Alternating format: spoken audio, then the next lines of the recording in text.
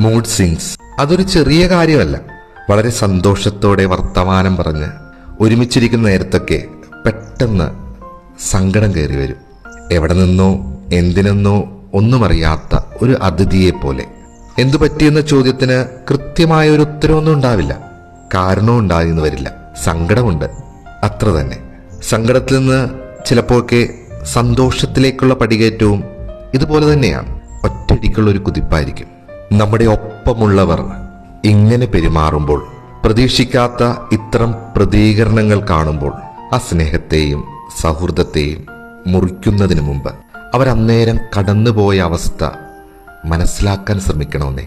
ഒരു സഹായം ആവശ്യമുണ്ടെന്ന് പോലും പറയാൻ സാധിക്കാത്ത ഒരവസ്ഥയിലായിരിക്കും അവരെ ചേർത്ത് പിടിക്കണം.